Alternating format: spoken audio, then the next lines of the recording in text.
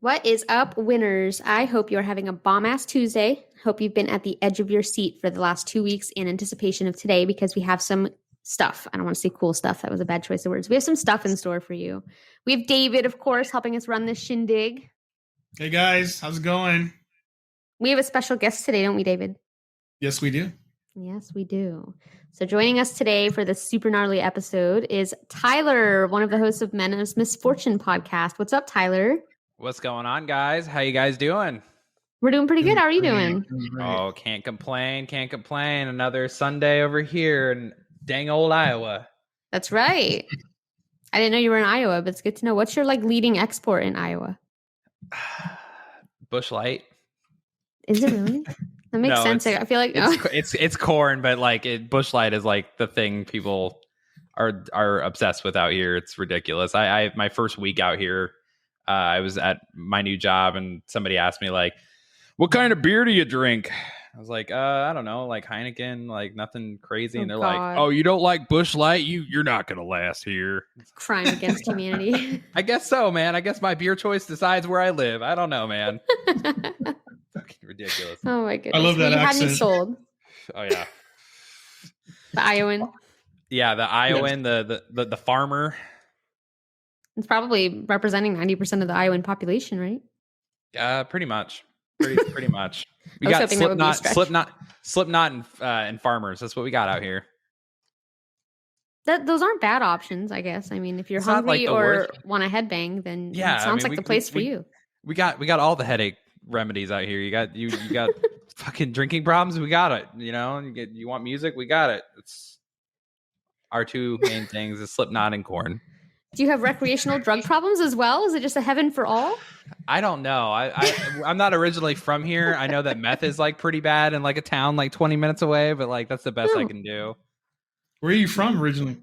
I'm originally from a town called Danville, Illinois. It's a really, really, really, really, really bad place to be. It's about 5 hours away, 3 hours south of Chicago. Basically, the town just went to shit and crime went up. You have a 1 in 36. I think that statistic went up, but you have a 1 in 36 chance of becoming a victim of a crime over there.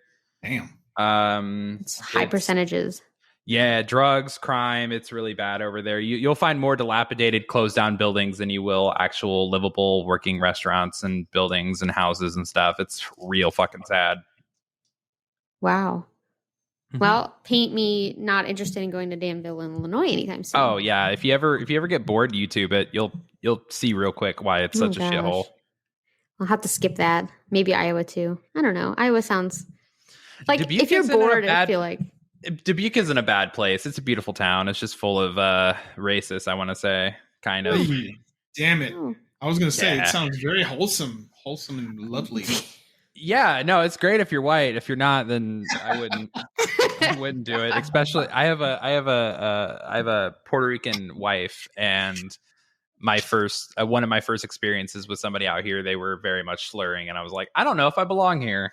This is not my place. Gosh. Guess I'm not going there. Yeah, fuck Iowa. I'm just saying. But definitely listen to the show. Yes. Yeah, tune in, but also come on, Iowa. I don't know. Be more accepting. You've got white guilt. Listen to the show. Yeah. You owe them, Iowa. We don't know me necessarily, but no, I'll let Dayvid speak on behalf of us for this. There you go. That's right. So Tyler, brief us real quick for anyone in our audience who maybe hasn't discovered Men of Misfortune yet. What kind of stuff do you guys do? So we are this is always a fun question. We are a comedy podcast. We've got about 7 hosts. It's a rotating host thing. We've got 3 segments. One's anime, one's true crime, and the other one is interviews with wacky stories, mostly from Florida. So thank you guys so much for the content. Whatever we can do to help. Oh yeah, absolutely. So we do interviews. A lot of them have been voice actors. We just had Bo Billingsley from Cowboy Bebop. We've got Fry from Futurama coming up. We've got Gohan, the woman who voices Gohan from Dragon Ball Z. That's so incredibly cool. Yeah, we had Larry Hankin in the beginning of our show. He was on Billy Madison. He was the butler basically. So we had him. Oh, okay. And it's just a comedy show. We drink, we smoke, we have a good time. It sounds like a good time. It is. It honestly is, and I love doing the show. It's my passion project. And you're great at it. Sorry, David. We canceled each other out. I know. I love doing stuff over like the internet because like stuff like this happens and it's like, what do I do? We just like to provide those awkward silences in which the audience is probably like having flatulence, thinking they're under the cover of audio, but surprise. Yeah, everybody heard it. The best time is whenever everybody's like, is the show still going? What's going on here? Like 5 seconds of silence. Did my audio just cut out? Everybody's tugging on their aux cords right now. Dude, something's fucking wrong. Oh my gosh. So yes, for any of you guys who have not tuned in to Tyler, definitely check it out. I listened to it on Apple Podcasts, and I just tuned in to your most recent episode that David also listened to. Your interview with Sort of Kind of Funny Pod, which was amazing. The level of research you did, I was like, Absolutely. Wow, my toes were feeling some heat. I'm like feeling some competition here in the research. No, I'm just kidding. But you did a really good job. Thank you so much. Thank you so much. This, like I said, this is a passion project. I'm very passionate about doing this and coming to the interviews correctly with the right information, and having some off the wall questions is definitely the way I want to go. I asked basically anything you could outside of just the religion itself. So it's a really good interview, and I can't thank you guys enough for checking it out and listening to it and giving me some amazing feedback. It means the absolute world to me. Can I ask you a question? Because Amanda just touched on the research you did. You actually went through the entire Book of Mormon, right? Yeah, it was a week and a half of hell. Dude, how ridiculous was that book? I hated it the moment it started. Like the moment it started, I'm very anti-religion. I am a modern day Satanist, I guess. Yeah, pretty much. I'm a modern day Satanist, so it's basically atheism but spicier and spicier, yeah. And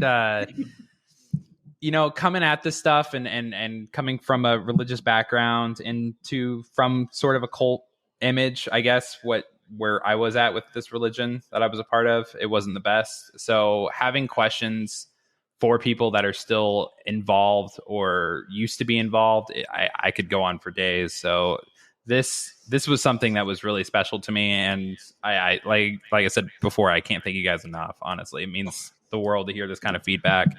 And it was honestly fucking hell listening to that book for an entire week and a half at work. I'm like, I don't know if it's ever going to end, if the bullshit will ever stop coming through these fucking speakers at any point in time. Would be lovely, but it doesn't end. Well, I was really impressed with the thorough level of research that we're very committed to accurate information here. That's probably like our number one thing with our information is we want it to be accurate and reliable. So that means the most when I hear another episode of someone who goes to such great lengths to provide that. So I had to give you your little 5 seconds and be like, go everybody download and listen to that episode. I appreciate you guys so much. Thank you so much, guys. Really Thank great. you. So we have a fun little game here. I don't know if you've heard of it. It's called Red Flag, Green Flag. We like to play it with our guests. And so the premise of the game is you're going to tell me one thing that's a red flag about yourself, or something that like somebody who didn't know you would perceive to be a negative, and then something that's a green flag or something that, oh gosh, that's not a good face.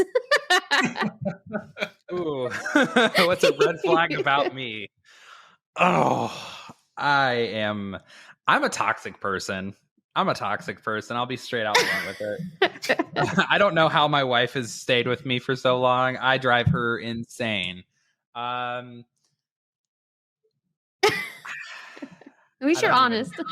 Yeah, that's your green flag. Yeah, there we go. I'm like completely honest, but I'm like terrible at the same time. It sucks. People love it. Like brutal honesty. Oh yeah. Do I look no fat? Problem. You do. You do. Your ass is looking fucking huge today. God, you shouldn't wear those pants. People are going to be staring. So Tyler, how'd you get that black eye? Oh, I fucking. Let me tell you what. I want to say that I'm super friendly, super lovable. People love me. I've got great energy, but fuck, will I tell somebody off? And I don't know if that's a red flag. I'm just going to say toxic. Let's just borderline blanket statement toxic. Okay. I dig it. Are you sticking with honesty for your green flag? Yeah, absolutely. Okay. It's a good green flag. I'd have to agree now. Yeah, it just sucks sometimes for people. Yeah. So maybe at the end of this episode, I won't ask you if you enjoyed your time here, just to save Shut myself. up. I am already having a great time. You and Dayvid have been great hosts. It's been awesome. Oh my goodness. Well, it's always a fun time. I've been sitting here the whole time looking because I can actually see Tyler, and it's uncanny. You look almost identical to my stepson. It is crazy. Yeah. Tattoos and all. Oh, dude, I'll take a picture for you guys. I am covered, dude. From my arms, from my chest on down, I'm just tatted up. Him too. Yes. Him too. And it's great. I love it. Looks great. It's a lifestyle. It's a lifestyle. It's the only lifestyle. It should be. We tatted up in this bee. Well, I don't know about Dayvid. Do you have any tattoos, Dayvid? I never asked you that. 0. My body Virgin skin? My wow. is a temple. Dude, let's desecrate it. Let's desecrate it. It's actually a whorehouse, but that's something else. We're going to take a trip to Texas and get a bear tattooed on your ass or something like that. I was going to ask, if you were to get a tattoo, what would be your first one? I think it would be my logo, probably. Yeah, absolutely. That was a fun time. I enjoyed learning a little bit about you. We're going to get into some segments that we're going to knock out real quick just before we get into the meat, because I've briefed you guys. I have not briefed our listeners yet that this one is pretty hard. We'll get into that in a second. Don't leave yet. Stick around I'll tell you when. Just hold on. Just get through the fluff. Just get through the fluff. Okay. So we're going to get into our question of the week real quick from last week. So our question was, if you had a full day without responsibilities, so you didn't have work, school, kids, anything, no obligations, what would you do with that day? Tyler, I'm going to have you start us off by telling us your answer. I'd take my wife out on a date. Aw, that's a respectable answer. We have 2 kids. We have 2 very small kids. And like I said before, we're not really from Iowa. So we have had problems like finding sitters and like being able to like treat each other. And so that's the one thing I would do. I'd take my wife out. That's much nicer than I don't know what I was anticipating, but that's wholesome sweet. as fuck. I know. Dayvid, what are you doing with your day of freedom? I think I would probably sleep because I don't know if you guys know, but me and Amanda, we work 7 days a week. We both have 2 jobs. You know, sleep doesn't come easy sometimes. So I would probably just relax and fall asleep. I think that's why communication between you and I is always on point, because we're the only humans alive at like 3:00 in the morning. Speak for yourself. This third shifter, he is always his DMs are definitely open for third shift talk. Like, no kidding. Okay. Shit. Because our group chats close down at a certain hour. Everybody goes to sleep and it gets pretty quiet. So I'll have to keep that in mind. Like, who can I talk to? Who can I? I'm a third shifter, so I'm up all fucking night. And by the way, Dayvid, solid answer. Solid answer. That would probably be number 2 for me. This entire last week, we didn't have a sitter for my 2-year-old. So I had to like get off of like a 10-hour shift, come home, try to get like maybe an hour of sleep. And then he would wake up and it was like go time from then until 6 p.m. I was getting like 4 hours of sleep split up throughout the day. Oh, damn. I don't know how you guys do that, man. It's rough.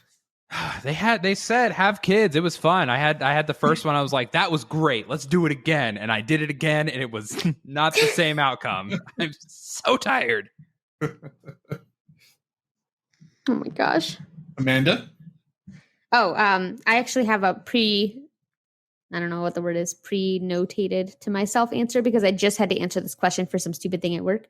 But my perfect day now mind you, I'm not taking into account financial obligations. I'm just going to assume I have all the money for whatever I want for this day. It's going to start off with an early morning kayak for the sunrise with my dogs. Then I take a little hike in my favorite trail. And then ideally it would start to rain. So I would come home and get some kind of delicious food or snack and curl up on the couch and binge Netflix and then fall asleep and take a good nap and then wake up. And that seems like the perfect day. Not a bad day. Not a bad day. Yeah. It's like my dream day right now. I'm like waiting for a day where I can. It's the sad thing is none of those are outside of the realm of like possibility. I don't ever have time off to do. It's the achievability of it all. It's not the realm of possibility. Is it feasible within your busy ass fucking work week? Can you manage to get some self-love and self-care in there? Exactly. So that's what I would do. I do miss kayaking. I need to get out there again. Anyway, solid answer. Do you guys do you ever do what is it, paddle boarding? I haven't. I'm scared to paddleboard down here because we have alligators. So kayaks, I feel like a little safer. They don't really mess with you as much as like you'd think without living here. But I still feel like on a paddleboard, like 9 times out of 10, it's inflatable, and then the other 1 time, it's very easy to knock you off of it. Versus a kayak is a little bit harder. Yeah, when I lived in North Carolina, that was a big thing that people did. They were all about paddleboarding, and I didn't know how popular it was outside of there. Interesting. Yeah, a lot of people do paddleboard in like the ocean and even some parts of the bay. I usually go in the river. I'm right by the river. We get dolphins and we get the gators and occasionally like bull sharks and stuff like that. But it's good times. Bull sharks? You have to deal with bull sharks on the regular? Not on the regular, but they have like Florida has this thing. I don't know if it's Florida or like the nation, some government, some organization. They track sharks, and there's bull sharks that are tagged, and they're always popping up on their like radar thing in the Cooshatchee River. So I just know that they're in there. So it gives me like that extra concern if I'm doing anything that involves getting into the river water. I'm like, do I? I mean, alligators are one thing. The alligators and bull sharks, like, come on. I'm pretty sure like bull sharks aren't bull sharks like the like most aggressive breed of shark? See, that's tough because I don't think they're responsible for the most number of attacks, but I think they are the most likely to attack because they eat anything and they don't give a shit about like fresh water or salt water. Like they can go anywhere. Oh yeah, they're swimming up the Mississippi like we all the time. I just saw a clip the other day where it said that they found one in St. Louis, which is like 3 hours away from me, and it's like, ooh, fuck that. They found them as north as like, I forget if it was Indiana or Illinois, but one of the 2 I states that has the river that goes up there, that's the furthest they found them. Nope. I'm good. Nope. Crazy. Fuck that. I ain't swimming in that. Nope. I got kayak in it, but I'm not dangling my little leggies in there or standing on a board that I can fall off of. Like, come on. No, my little piggies ain't going in there. You don't need all 10 of them. I'd like to keep them. I use them on a daily basis. I need them. They're just digits. Yeah, life would be a lot harder without them. Say goodbye to ever buttoning a shirt or opening a can of pop ever again. Yeah. Which finger would you prefer to lose? If you had to lose any of your fingers, which one has to be a finger? Has to be a finger. Ring finger. Like that way I can't get married. Damn, that got dark. Get rid of that one. Boom. I can't put a ring on it. I'm so sorry. I'm sorry, ladies. I'm forever single. Don't come at me. Oh my God. The amount of testosterone floating around in this room right now. Damaged goods. Oh man. God. I don't know. Probably my pinky or something that like I never use. Like maybe as a child I poked boogies with it, but like as an adult, I can't think of. Maybe when I'm sipping hot tea, it like sticks out a little bit. Maybe then. The fancy drink. Yeah, chop it off. Just have a nub there. Okay. But we have some more commenters who answered us on social media for that question. So we're just going to run through a couple answers. Our buddy Frank's, ahiker107 on Instagram. She answered, Frankie. I'd be heading out to the wilderness. That's where I go to escape. I'd bring some beer and hike to a great lookout, which sounds like a great time. Solid I'm not mad at that. Our friends Nisha and Buddha over at Hot Garbage, they said, I would watch TV literally all day. I would binge a whole season of something just because I barely get to watch TV now. Valid answer. Total Conundrum Podcast said, I would probably spend the day thinking I forgot something that I was supposed to be doing, which is probably the most relatable answer that we got. Oh, yeah. Because that would definitely be me. Then we had Pinchy Diabla, who said, max out my credit cards and fake my own death. Can't pay it if I'm dead. Brilliant answer. Brilliant answer. 10 out of 10. 10 out of 10. 10 out of 10 answer. Wow. Luna Leaf said, sleep in, go hiking, and then spend time with my babies, which is very similar to my answer. So, hey, Wendy. All right. Then our buddies Drewski and Zook over at Cryptid Warfare Podcast said, cryptid hunt, which we should have saw that coming, let's be honest. Out there chasing Dog Man on their day off. Drew and Z, baby. Then, Yeah. Our buddy Kevin over at Where the Weird Ones Are, he said, probably the same shit that I do every day. Gotta stay busy so the demons don't get me. Relatable. Our buddy Kevin. Felt that. He's such a great guy. Anyway. Yeah, we love Kevin. We're just going to move on from that. I'm not going to give him too many positives because he'd be dragging me in the group chat sometimes. So we're not going to go on too long about you, Kevin.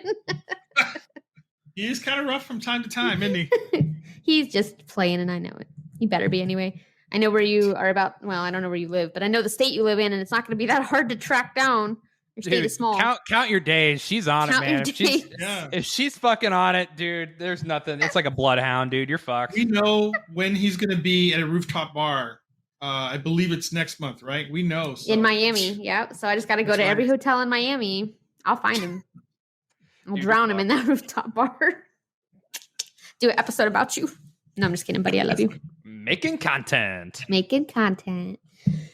So we don't have much to report in terms of updates. Obviously, we're all hard at work to bring you guys Patreon. So that's still coming out. We're looking at ideally Halloween. But if we wrap up sooner, we'll definitely let you guys know. But at least you have something to look forward to. Thank you, Dayvid, also for getting us going on YouTube. We're getting YouTube videos up and going. Our episodes that don't have video are just going to be audio with pictures. But we're working on – oh, God, I punched my own microphone. I'm so sorry. We're working on that.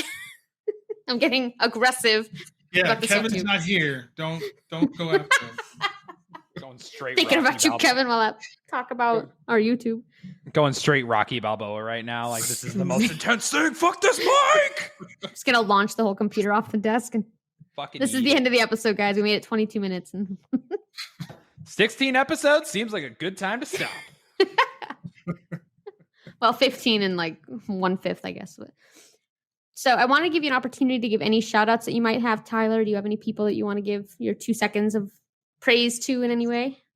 I mean, we've got our podcast family with the Sort of Kind of Funny, you guys, Beyond the Shadows, Suspended Sentence, the Cartoon Dumpster Dive, Creepy Crap Podcast.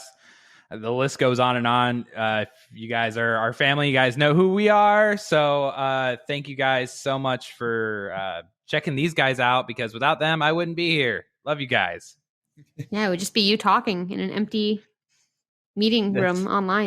That's nothing new. That's nothing new. No one wants to talk to me.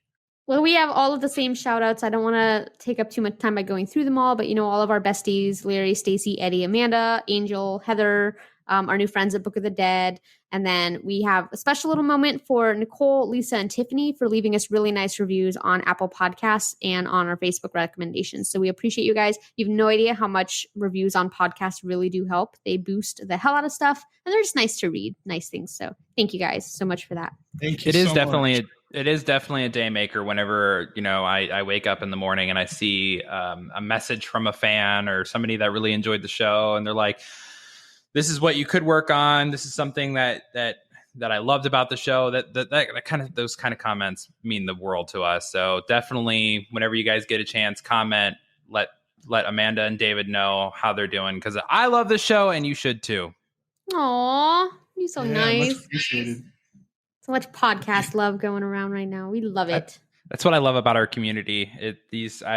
Amanda and Tracy say, there's no competition. It's all family, wholesome shit. And it's so awesome whenever I get to meet guys like you, and it just flows so well. And, I love getting to know you guys and becoming friends. It's great. I just love you guys so much. I love how much we support each other. It's not like we're trying to go at each other. We support each other. Exactly. There's no competition. It's all like you said, just family. I love it so much. It's been the biggest blessing to my life in ways that I never realized, because I'm very not people-y, like introverted. I stay in my house all the time. So this is nice to have a family. I totally can back that up. Like I said earlier, whenever I was trying to reach out to Billy West, I reached out to the Chocobo podcast, and they were able to help me out. It's not like we're over here like stepping on each other to get that promotion or that sponsorship. Right. It's nothing insane like that. And I love you guys. I love everybody who does this stuff and everybody we talk to. Well, the feeling is mutual for me. Absolutely. We love our listeners too. You guys make all of this possible. Without you, we'd be just talking to nobody. It'd be real boring. We wouldn't have any answers to our questions of the week. Wouldn't have any funny stories to share with you guys. So we appreciate having you guys listening to us. We'll be right back after this brief message from our friends at Hit the Books Podcast. Hey guys, Ace from Hit the Books here. Are you an avid sports enthusiast? If so, you're in the right place. Here at Hit the Books, we provide in-depth sports coverage across every league. Our crew collaborates day in and day out to help you find the best lines and add some green to your card. Tune in every Wednesday to see what the gang has in store on the pod, streaming on Apple, Spotify, and all major platforms. Also, be sure to check out our social media channels at Hit the Books Pod to catch every play we cook up. See you in the winner's circle. I know that you're here for the grit and the grueling and the gross, so we're going to hop into it. It is that time. This is going to be a warning of epic proportions. This is by far going to be the most heinous material that we have covered in this podcast to date. Of course, our episode contains extremely graphic themes of child abuse, sexual assault, assault in general, death, descriptions of a corpse, and just a whole lot of truly vile shit, like next level shit. So this is your last warning, and that if this is too much for you, I get it. We'll see you for the next one. No harm. I'm not taking it lightly when I tell you guys that we're about to meet the closest thing to the devil that exists in human form. Wow. So if that's not enough of a trigger warning. No children. What a fucking opening. Let me just say, what an opening. Like, yo, if you don't like shit, don't fucking don't listen to this. Just next one. We'll see you next time. Just, I mean, it's a lot. I had to do that for our Ted Bundy episode. It was really weird to like have a disclaimer, but when I went through the source material, I was like, we can't do this episode and have somebody just blindly listen to this kind of stuff. So this is going to be a fucked up episode, and I'm ready for it. It is. And it's going to be marked explicit, as is all of them. But some of them we do aren't so bad. Some of them are pretty bad. So I just wanted to give everyone a heads up in case the mild stuff that we talk about is, like the most for you. I get it. I'm fucked up in the head and stuff doesn't, I'm able to talk about this, and some people aren't even able to hear it. So I get it if you're not. But without further ado, we're going to settle into the story of Mr. Rogers' Neighborhood. I'm just fucking with you guys. It's not. Like, what the fuck did Mr. Rogers do now? Both of their faces. I wish I had that recorded. Both of your faces. No, without further ado, we're going to climb into our 1-0 time machine, and we're going to dial it back to early 1948. So we're going to start out our story today focusing on two characters at first, Lester Cecil Likens and his wife Elizabeth, who we're going to refer to as her preferred name, Betty Francis. They're a rather unique couple for more than a couple reasons. They do have a seemingly normal life from the outside peering in. They live in Lebanon, Indiana. Throw out to Indiana there, which is the state for our international friends here. So they have 2 kids, fraternal twins, and their names are Daniel and Diana, and they're almost a year old by this point of the story. So it seems normal enough. Lester and Elizabeth's marriage was less than ideal. They had money problems, and they traveled a lot, which was pretty typical for their chosen careers, seeing as how they worked a concession stand in traveling circuses, where they would sell beer, soda, candy, whatever, pop, whatever the hell, Midwesters, leave me alone. And I know what you're thinking. Financial woes, traveling lifestyle in the circus, selling candy to children and 2 toddlers in tow, like perfect time in your life to get knocked up with another kid, right? Wrong. Perfect. The answer was wrong. Anyway, but as it turns out, they don't really care about hindrances like the ability to afford their children in this time and age. Betty gets knocked up again. She delivers child number 3 on January 3rd of 1949, a gorgeous baby girl who they name Sylvia Marie. So for anybody who knows Sylvia Marie Likens' story, don't assume you know the facts, because everything that you thought you knew about this case is probably going to be shattered in the next little while. I love it's a more popular. I love the parents that are always like, "Oh, we're having financial problems. You know what we should do? Add another mouth to feed." Literally, I'm like, you're in a traveling circus and you already have money problems, but let's throw another child into the mix because bearded ladies tickets really sell when they're pregnant. Trying to make sense of it. So now they've got 3 kids in tow. The twins, the older of the 2 kids, they're about 2 years old, and Sylvia has just been born. She's only a few months old. But Betty gets pregnant again. And this time she gets another set of fraternal twins. So now she got 5 kids. And she gives birth to the second set of twins when Sylvia is about a year old. And their names are Benny and Jenny. So poor Sylvia is getting left out of this name thing. So the family grows up, moving a lot, struggling through money. Sylvia quickly grows into a really beautiful and confident young teenager. So her sister Jenny, which was her younger sister, part of the second set of twins, she at some point in her childhood ended up contracting polio, which damaged one of her legs to the point where it really wasn't that useful. And she struggled to get around. She'd have to kind of like limp by, but she made do. Her family was poor, so they couldn't really afford to do anything about it. But anytime the family would travel, Sylvia and Jenny would have to stay with various family members short term. And Lester and Betty just thought that this was safest for them. I don't really know why. They would kind of board them with different family members, like their grandmother. And then they would go chase the carnival with their concession stand business that they ran. And this allowed Sylvia and Jenny to continue to attend school and to gain the education that they felt was really necessary to have. Not necessarily a bad thing. But as Sylvia and Jenny approached their teenage years, being only 1 year apart, Sylvia began picking up little jobs on the side, like babysitting neighborhood kids, performing ironing services for the neighbors, just little odd jobs that would make her a few bucks here and there. She was getting kind of popular. She was very attractive, well-known throughout her school, which was Arsenal Technical High School. She loved music, in particular the Beatles, and she was always singing and dancing to her favorite songs with her sister, who was much less confident and outgoing. So now we're going to skip forward a little bit to June of 1965. Now Sylvia is 16. She has gorgeous honey brown hair. I'll give you guys a picture later. Really pretty smile, although she had this confidence problem and she never showed her teeth in photos after she had one of her teeth knocked out roughhousing with her brothers. So all of her photos are just closed lip smile, which I feel is important to mention because a lot of women deal with that problem with not wanting to show teeth during a smile. But her life is pretty good despite the consistent long absences from the rest of her family. Her parents are both home at this point, and she's living with them at the family home. For fun, she goes to the local skating rink, and with Jenny, she kind of helps hold her up so that Jenny can skate around on her one good leg, which was really sweet. And Sylvia is very protective over Jenny, and they have a really close relationship, the two. They're for sure, like out of the siblings, they're the closest. So the girls have gotten close to these two friends that they made at their high school, and their names are Stephanie and Paula Baniszewski. And yes, this is the way to pronounce the name. When you see it in writing, you're going to be like, wow, she slaughtered that. No. I finally heard it in audio after saying it wrong in my head 1,000 times. It's pronounced Baniszewski.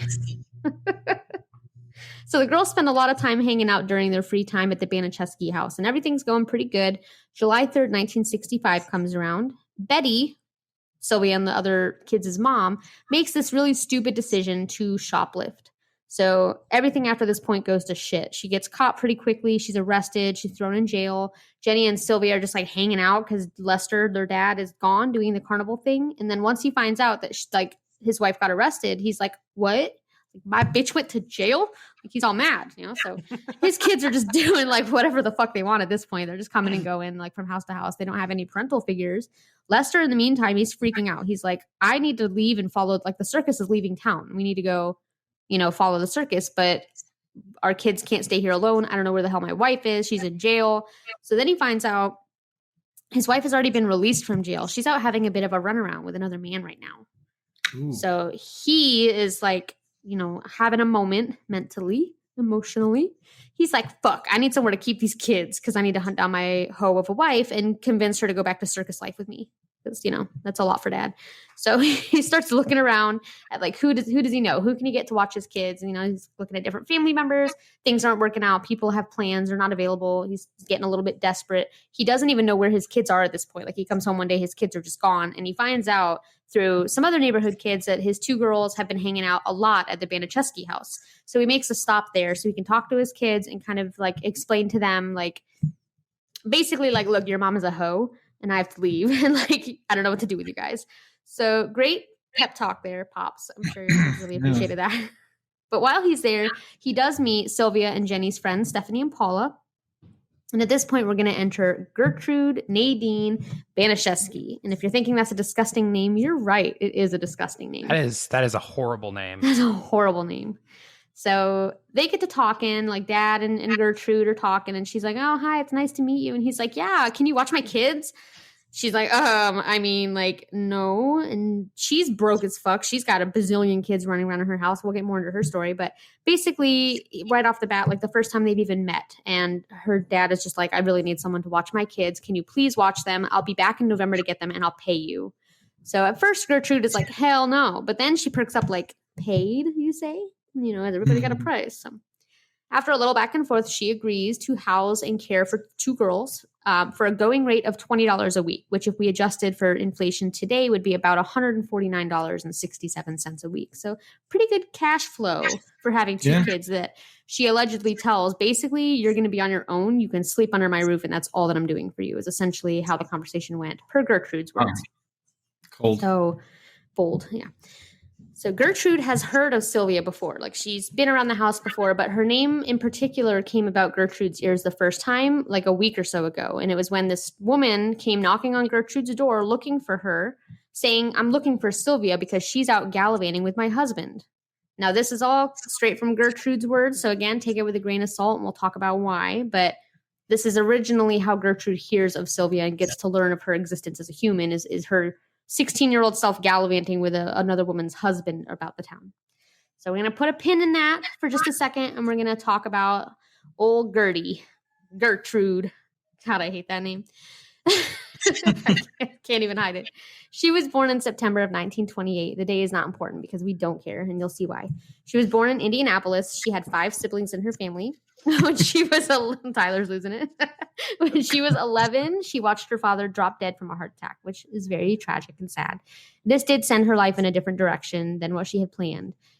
She has not the best relationship with her mom. She ends up dropping out of school and getting with this dirtbag named John when she was only 16 and he was 18. And then they get married, and only a short time later, they find out that John is volatile and unpredictable, and he beats Gertrude mercilessly, and often. So strike number 1, and your life ain't looking hot right now. They pair together for 10 years, and Gertrude bore 4 children with him. By the way, great choice in a sperm donor, girl. Exquisite. She also was pregnant a couple other times. The 60s were wild, man. People Literally. were just getting beat left and right. Beat, slap, cream pie. How dare my dinner isn't ready at 5:30? Time for a black eye. Oh, and he was a cop too, so Oh, that made it better. I bet he hits even harder now. But he's got like a handlebar mustache, and he's got an iron fist like nobody else. He beats her to the ground and puts his boot next to her and is like, lick it. Do it. That was so inappropriate. I'm so sorry. So finally, after a decade of abuse and Gertrude getting pregnant a couple other times, but miscarrying for reasons I couldn't determine the cause of, but probably because she was beat and stressed and stuff. But she finally, after a decade, she leaves her husband, John. And you're thinking like, oh yeah, girl, independent woman. No, she immediately runs to another guy and marries him and moves to Kansas. And now she's with this guy named Edward. And, only way to get over someone. I won't go on, but you get my drift. She has a whole 3 months of marriage with this guy. And then he basically tells her, look, your kids are a deal breaker. They're killing the vibe. And you got to do something about that. And she's like, well, they're my kids. So I can't really do anything about it. Right. So he basically tells her that it's a deal breaker. And so she's like, okay, well, I can't dump my many children. So I think she has 4 at this point. So they break it off. She gets divorced the second time in her life. And then Gertrude got to have a man, Baniszewski. What do you think she does next? Jumps in the sack. It's a man. I was going to say jumps into the sack with the first thing that walks across her. She did. And the very first thing was John, her first ex-husband. So. Oh, come on. Yep. So they get back together. They don't remarry, but they do join under common law. And they have 2 more children, a couple more miscarriages. And then in 1963, she decides, oh my God, he's not changed at all. He's still abusive. And the couple split again. I know. Shocker. No. My God. You mean you couldn't fix him? Girl. Oh. What's wrong? Your cat travesty. Dusty, what's wrong? No. The travesty. The travesty. So girl is in one hell of a hoe phase, and she should probably give it a rest and give the old purr a little break, right? That's what we're all thinking, right? Just take a little bit of a break, a hiatus, Mm-hmm. Yeah. She does not do that. A few weeks after splitting with ex-husband number 1 for the second time, she meets this new guy. He's a young stud. He's 24, which, okay, cougar, I see you. Meow. She's 35. Bit gross, but something tells me the age is not a deterrent to her. Our standards at this point are on the ground. So she gets with this guy. He's a welder named Dennis. He's also an abusive piece of shit. She knows how to pick him. But he's a welder, so it's different. I'm just going to throw that out there. Not all welders are abusive. Man. Hashtag me weld too. Me weld too. Me good weld too. I do that. So she's picking really, really good choices in men. But she gets with this welder, and he fabricates her, just right. She gets knocked up with kid number 7. That's a welding term, right? Fabricate? Yes, it is. Fabrication, yes. I didn't Google it, but he fabricated her all night long, and then she got knocked up with another kid. Pretty metal. So pretty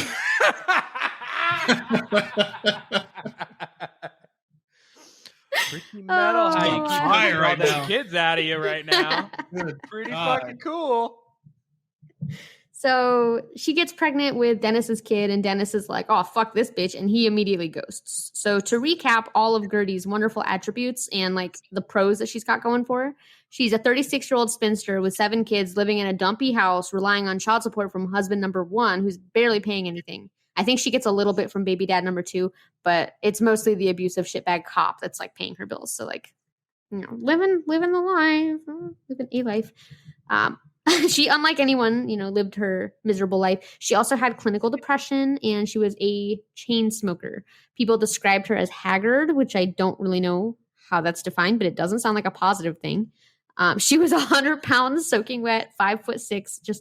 She just looked physically like she's had a hard life. She was petite, but you're just looking at her, you're like, oh, that bitch has seen some things. She sounds like a human version of a cigarette. Oh my God, she looks like a human version of a cigarette. Wow. I can't wait to send you this photo later now. Oh my gosh. You'll be like, oh, she's a Marlboro. That's a cigarette brand for people who aren't in the States. Pall Mall. So now that we know, sponsored. 100%, yeah. Sponsor us, Pall Mall, for trashing your cigarette company and saying that she looks like a horrible woman. I'm sure we'll make a lot of money off that promotion. So now that we know a bit of Gertrude's life, we go back to 1965, and we're going to go to this dilapidated, moldy house that Gertrude is renting, occupied by herself and all 7 of her children, which at this point are the oldest, Paula. She'll be an important factor of the story. She's 17 at this point, so a year older than Sylvia. The second youngest is Stephanie, who's 15. And those, Stephanie and Paula, are the 2 friends that Jenny and Sylvia first made at their high school. Then we have John Jr., who, way to name him after your abusive ex. His life is going to trend high. He's 12. And then we have Marie, who's 11, Shirley, who's 10, James, who's 8, and Dennis Jr., who is barely a year old. So she has this full house. We're back to the doorstep. Lester's begging her to take the kids. She finally agrees for that rate of $20 a week. Lester, for whatever reason, does not go inside to check out the house. But had he would have found a bare kitchen with little more than a few crackers and some Coca-Colas, a layer of dirt and grime that covered basically everything, and there was only half as many beds as there were children in the home. So you're probably thinking Lester's going to take a look at this dumpy house and this aged, shot-out woman with a bunch of kids and be like, yeah, no thanks. No, you're wrong. Lester hands over his 2 girls to Gertrude, who promises in her least chain smokery voice possible that she would care for his daughters the way she would her own. And I don't know if that was her voice, but that's what I pictured. That is the most Fran Rutger shit I've ever fucking heard. Hey, everybody. You guys want to come inside my house? So I was thinking the secretary from Monsters, Inc. was what's coming to mind. Hands down. Mike Wazowski. That's the only thing I'm picturing now. Yeah, well, that's her cigarette not like far hanging off. from her mouth, and it's nothing but ash. She's got one in her hand because she forgot this one's lit. Oh. So Pops is pretty thrilled to hear that she's going to take his kids. He's like, this is great, and I don't even care what you do because they needed some ironing out. Like, he's like, their mother basically let them run wild their whole lives. So, whatever you need to do to slap them into shape, you got my permission, girl. You just but he's like not doing like. He's not doing his due diligence either. I mean, he's like, the circus isn't calling. I've got to go. Right. And like basically telling his kids like your mom's like a hoe bag who's out running around with other men and like at their age was probably not the words I would have chosen. But just also the fact that you just walk up to this woman you've never met and dump your kids on her, and then you're like, do whatever you have to do to iron them out, by the way. Like, you don't know this lady. Don't open any doors. Right. So with that, Lester slips off to attend the circus endeavor and start their deal for the season, selling his beer and candy and whatever. And on July 4th, Sylvia and Jenny Likens move into the dumpy, dilapidated house that sat on the corner of 3850 East New York Street in Indianapolis. At first, things are pretty cool. The girls are staying in a house that is bustling with kids, both Gertrude's and these neighborhood children. There's like several kids through the neighborhood that hang out at this house with all the other kids. They dance to pop songs and they attend Sunday school at the church and completing various household chores. The first week comes and goes. Gertrude's $20 arrives timely. All was good. Second week comes, July 11th, just a week after Lester dropped the girls off with Gertrude, and he was a day late making his payment. So he was supposed to have his payment on, and it was a day late. So Sylvia, rude.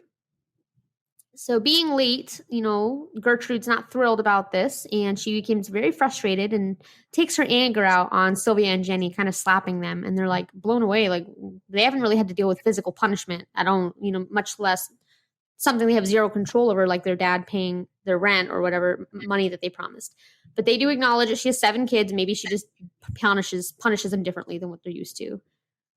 So they move on. The 3rd and 4th week pass. Payments are becoming more and more late. And we aren't in the time of cell phones, remember, where Gertie can just call them up and bitch them out and be like, get over here with my money. They don't have a good way to reach one another while they're out traveling aside from sending letters. So Sylvia and Jenny begin getting into more frequent trouble by Gertrude. And they're really concerned to see that she's actually trying to encourage her kids to participate sometimes in these outbursts against her. So they're like, it's a little concerning. I don't know if I like that. After a couple more weeks, the payments stop entirely, and Gertrude gets a lot more volatile with her treatment towards Sylvia and Jenny, often telling them, I took care of you little bitches for free all week, and calling them a variety of verbal insults. She also had in her possession a military-grade police belt from her buddy John, the first husband that would beat her. It was about 3 inches in width and 1/4 of an inch thick and made of very rugged leather, and she routinely used the belt to beat the girls across their bare buttocks on multiple occasions. One day, desperate to afford something more than the crackers and old food and soda that they were provided, Sylvia and Jenny took it upon themselves to go around and collect old Coke bottles. So they were going around the neighborhood, finding old bottles, and then turning them in for recycling to make a little bit of cash. Then they took that money and they bought a couple of things of candy. But Gertrude found the candy later and found it impossible that Sylvia would work for it. And even though she, proclaimed her innocence and explained how she came about the candy, Gertrude wouldn't have it. And she bluntly accused her of lying and she beat her for some time with a paddle for a good chunk of time, accusing her of stealing this food. So Sylvia has now seen this side of Gertrude, and she's obviously starting to become more concerned. So she's just trying to pick herself up and stay on her good side, stay out of the way, not cause any problems. This proves to be impossible. I mean, she's got a house full of children who were eager to see Gertrude take out her frustrations, on someone other than them, because I'm sure they'd been dealing with it. So the Baniszewski children start to create these little lies, harmless enough at first, but each one sends Gertrude just spiraling. And so one particular day, one of the children told Gertrude they saw Sylvia consuming more food than one is apparently allowed to have at this church function. Like she went back for seconds or something. I'm not really sure what that means, but Gertrude became really explosive and basically was like, you're young and attractive. Like, why would you want to ruin your appearance? Which you, Dayvid, she's a child for one. So Sylvia tried defending herself and was met with physical restraint by several of the children as Gertrude force-fed Sylvia a hot dog covered in heaps of all these different condiments, and it didn't stop there. So when Sylvia physically can't stomach the disgusting food with all these toppings and throws it back up, Gertrude demanded she scoop up and eat her own vomit. Oh. Holy shit. Yeah. Gross. So pretty good escalation there. A few days after this escalation, Lester and Betty visit, because Betty's back in the picture now. She's decided she's done with her hoe phase. She's going to go back to the OG dick that she had at the circus. So she's going to, get back in line. Lester's like, good, we got kids to pay for now. And he's not paying for them. So they visit the house the Baniszewski house. And on the porch, it seemed like they didn't come inside. And Gertrude threatened both of them basically before the meeting not to say a word about the hot dog incident or any prior physical issues. So the parents come and go. Zero indication that their daughters are in any kind of danger. August of 1965 is where things take a more dramatic escalation. Kids are having a random conversation one day, and Gertrude is kind of eavesdropping. She's in another room. She can overhear what they're talking about. And Sylvia is basically alluding to this situation that happened some time ago where a boy groped her, felt her up. It sounded like it was consensual from what I could find, but it's all coming from Gertrude's mouth. So take that with a grain of salt. But Gertrude overhears the statement and flies into this explosive rage, calling Sylvia a prostitute, telling the other kids in the house that Sylvia is pregnant because of this. And Gertrude just begins her physical assault, wailing on Sylvia, kicking her repeatedly in the general area. She gets on the floor. She's still kicking. Sylvia finally gets up and attempts to sit back down in this chair to just get out of her way. And Gertrude's oldest daughter, Paula, throws her out of the chair and screams, "You ain't fit to sit in chairs." which is an interesting thing to scream at someone, but I guess we were in the 60s. The irony here is that Sylvia was not, in fact, pregnant at all, but Paula was, and from a no good older man, it seems. And Gertrude was apparently in full support of this. So if it's your own kid, sure. But if you even have a neurotic suspicion of somebody else's child being pregnant, best to punt them in the cunt a bunch of times. Like, that makes a lot of sense. Good God. So this attack of Gertrude's and Paula's on Sylvia, because they both kind of went hand in hand and, started attacking her, opens this really evil doorway where all of the children in the home realize it's not only okay, but encouraged to take out physical abuse on Sylvia. So this change in the dynamic of the household results in really some incredible sadness for Sylvia, because this is where everything starts to ramp up. Sylvia at this point has to ask permission to do everything, like to eat, to use the bathroom, to sit down in a chair. She's treated as lesser than her siblings, even Jenny. And maybe it was because of Sylvia's gorgeous features, that she was so beautiful, that maybe sparked some kind of envy in Gertrude. And because her looks had obviously faded after years of failed relationships and kids. But that's kind of what the thought is, that she had some kind of weird, jealousy almost of her youth and how attractive she was. And that angered her to some degree for whatever demented reason. But we've already established she wasn't all there in the head. So. Absolutely. So Gertrude. Can I ask a question real quick? Yeah. Is it okay if I ask a question? Absolutely. Why didn't this poor girl leave? Don't you think if you're getting abused fucking anywhere, as long as you're not getting destroyed in some house that is freaking terrible by some Virginia Slim looking lady? Oh my fucking God. Yeah, I mean, that is a good point, but also you have to include they don't have a home. They don't have a house. Their parents they don't even know where. They don't know, they know they're coming sometime in November, but they don't know when. They don't have money. They don't have food. And her sister has a bum leg. And I think a lot of it was the fact that her sister more than anything needed somewhere, and she didn't want to leave her sister alone. So she stayed. Because at this point, Jenny's not really getting much of the abuse. It's it's directed almost solely at Sylvia. That, and I could see it being a weather situation. I don't know if you've ever been to the Midwest during winter, but it's no fucking joke out here. Oh yeah. It can drop as low as, -40 with wind chill or something like that. It can be dangerous to be outside. I mean, that's just with winter. Obviously this is probably around summer. Yeah, it's June, July. Eat, where are you going to go? There's a lot of questions for her, and she's only 16. And she's in school. Yeah. And she's being mentally and physically abused at home. So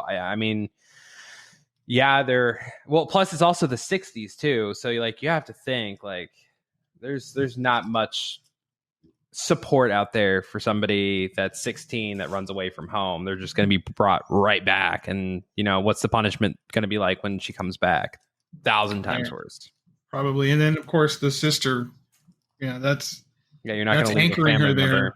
Mm-hmm. Yeah, especially with her disability and what have you. That sucks, man. Yeah.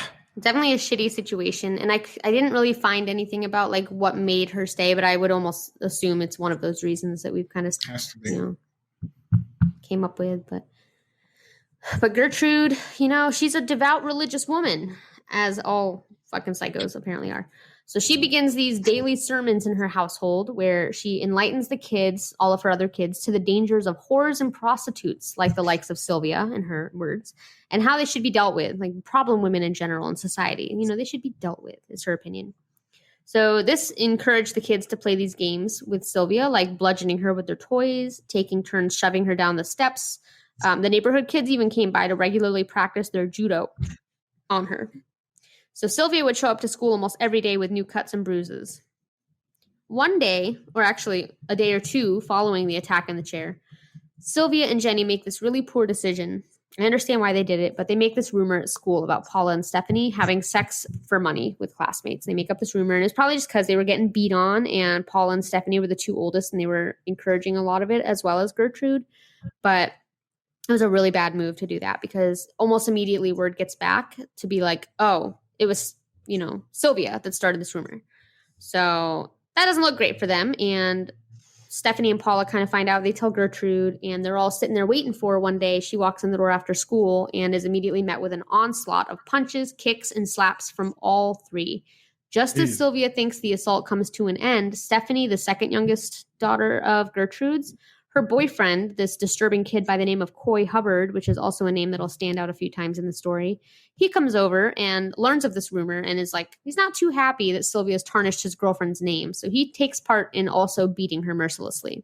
And so at this point, like, she's almost unconscious. They beat the shit out of her. The Baniszewski kids return the favor by spreading rumors to all of Sylvia's friends and classmates, and they start orchestrating these sneak attacks, both in the home and after school. So Gertrude is like noticing that Jenny never took part in these attacks against her, and she had a problem with that. So she began forcing Jenny to inflict pain on her sister, threatening her with her own bodily harm by punching her repeatedly in the face until she complied. So she made her take out abuse on her own sister by abusing her until she complied, which is really messed up. It's horrible. And like, to be Sylvia and know that your sister has no choice but to be doing what she's doing too would break my heart just as much as being Jenny and having to forcefully beat my sister. I'm just surprised that Gertrude was able to brainwash her children into the point where it's okay to just absolutely just dominate someone like that. I mean, this is horrible stuff. Yeah. What doesn't surprise me is using religion. Oh yeah, no. The second you said that, I mean, yeah, we need to have God's forgiveness, but I'm just gonna lock this kid in a closet, bring her out, and beat the shit out of her just to throw her back. I mean, it's just terrible. Horrible. Stuff. And of course, all of her kids went to Sunday school every week, pretty religiously. Oh, of course, so I'm sure they were like, yeah, I'm sure they were all model citizens.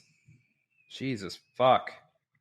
So a few days goes by again, and we get new neighbors who move into the house next door, which is also run down and dilapidated as shit. And it was previously empty, but these people move in, and they start to notice like this large number of kids that are in and out of the house. And they're like, we have kids. We like to get loose and get away sometimes, and maybe Gertie can watch our kids too. So they want to get to know her a little bit because they're not like Lester. They're not just going to dump them off on anybody. So they're like, let's organize a little barbecue, a little shindig for the neighborhood. And they invite the whole Baniszewski family and multiple neighbors. They do notice that Sylvia is like wandering around the yard looking really thin, kind of anxious, and she's got a big black eye. And then they watch from a window as Paula throws a glass of steaming hot water into her face and then laughs. They don't say or do anything. They don't report Gertrude. They don't report Paula, but they decide maybe they're not the babysitters for them. Maybe look at some other opportunities here. Which I'm just going to say, you guys had a chance to be a hero here and potentially save somebody's life. And you're not alive anymore, but you dropped the ball. Yeah. It's not a question of being a hero. It's a question of being a decent person. To see someone abused like that and just be like, wow, that's my neighbor.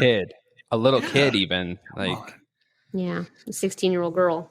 Yeah, I don't care if it's not my kid. If I walk outside, my neighbor's throwing scalding hot water at one of their kids, I'm going to walk across the street and either try to pull that kid away or beat the parent's ass. I mean, there's two outcomes and they're not going to be great. Yeah. So the horrifying abuse escalates more and continues. We could go on. This podcast could be like 10 hours long if we went through all of the different documented things that they did to her over these weeks, but we're not going to do that. To summarize, they tortured her daily, the whole family. And once when Sylvia stole a gym suit, and only because nobody would buy her one, and she needed one in order to participate and pass her gym class, and Gertrude would refuse to buy one, so she stole one. Gertrude reacted so sadistically that she put out a lit cigarette. There's our, what'd you call them, David? Virginia Slims? Oh, Virginia Slims, yes. She put out a lit cigarette on each of her fingertips in order to cure her of her sticky fingers. So she put one out on every single fingertip. From that point on, every smoker in the family, including their friends and their boyfriends, made it a regular habit that when they were done with their cigarette, they would extinguish it on Sylvia's battered skin. That's every cigarette. Oh my God. Horrendous. Yeah. Just think like a dozen times a day having cigarettes be put out on you, just from everybody in the house. When does enough become enough? Not yet. Poor kid. Unfortunately. Very poor kid. On more than one occasion, Gertrude stripped Sylvia naked and tied her to the steps in the basement, forcing her to penetrate herself with old glass Coca-Cola bottles in order to shame her for her prostitute ways. The worst part is she would encourage her to do this in front of her own kids and their partners and friends. So I know you might be wondering, like, how could she force her to do these things to herself? Well, Gertie found Sylvia's one Achilles heel, her sister. So she would beat Jenny in front of Sylvia until she complied. So she would just escalate with what she would do to Jenny until Sylvia complied. And that was really like physically the turning point for Sylvia when things start physically happening and changing with her. So following this Coke bottle incident, Sylvia becomes incontinent. So she's not able to hold her urine anymore. Probably ruptured something in the process of doing that. So she's having frequent accidents. And of course, Gertrude is pissed about this because, she doesn't want to be cleaning up her mess all the time. So she feels that she's not worthy for even a piss-soaked mattress on the floor anymore. And she just starts keeping Sylvia exclusively in the basement. Now, I will send you pictures of what this basement looks like. It's not a nice basement. It's not a finished. It's a creepy crawly, spiders and mold, dark, dingy basement. It's not pretty? No. It's not pretty. She, starts giving her these like little scraps for food occasionally, kind of like withholding food and water from her for the most part. They tease her by giving her a few minutes to eat, but like they'd give her a bowl of soup and be like, you get like 2 minutes to eat this with your hands. So like impossible to really get any kind of nutrients that way. Tough pill to swallow, and we're not even halfway through this yet. Yeah. Like, what else is this poor little girl's about to go through? Definitely should be licensing to have kids, but Oh yeah. rough shit. So poor Sylvia, her onslaught was not yet finished. She was at this point like very malnutrition. She wasn't receiving food regularly. She wasn't receiving water regularly. So they would wait until she was so dehydrated that she could barely feel her lips. And then they'd offer her something like crackers, which of course she would never be able to eat, being as dehydrated as she was. Whenever Sylvia would get particularly filthy, because she was often chained to one spot, so she was lying in her own excrement and urinating on herself out of incontinence, Gertrude would fill this claw-foot bathtub with scalding hot water, and she would tie Sylvia's arms and legs down and would dunk her in it and finish this cleansing of her sins by rubbing salt into all of her wounds. Sweet girl. You nailed it on the head whenever you started this episode and said we're about to talk about the devil. Like, this is fucking nuts. Literally Satan incarnate. This woman is, I don't even like calling her a woman, but I just picture like this fat elderly. Well, no, she's not fat because she said she was 100 pounds. She's rail thin. Yeah, rail thin, just like a skeleton creature. And I picture Sylvia like almost like Gollum at this point in time. Like after what we're almost heading to like a year of this, right? How long has it been? A couple months? So this has only been a few weeks up until this point. A few weeks? Yeah, what the hell? This whole ordeal from the moment she stays with Baniszewski to the moment of her death was 3 months. You're fucking kidding me. How Nope. the fuck? And the abuse started a week in. The first time he made a late payment is when things started. So they had a week of living a normal life in that household. Not even normal because they didn't have any food or anything, but just a week of not being beaten. And then this. How is no one at the school? Is she still going to school? For the time being. Well, then again, this I don't know what time school gets out, but this was the middle of July at this point. No, end of July by this point. So maybe it's summer too, and she's not even in school right now. So that was a good point. But a lot of neighborhood people are seeing her and nobody's saying or doing anything, but just really gross. But yeah, so on top of, rubbing salt in her wounds and dunking her in this boiling, scalding hot water all the time while their hands and arms are, restrained and tied up, they also decide to come up with a solution for Sylvia having to urinate and defecate on herself. And that was to give her these jars so she can collect her urine and drink it and eat her own feces. So she is expected to do that for every function that she does in her body so that there's no urine or feces and that she doesn't get punished for making a mess. So Gertrude at this point employs another 14-year-old boy in the neighborhood, this guy named Ricky Hobbs. He was one of the more heinous boys in terms of the people who participated in the abuse of her.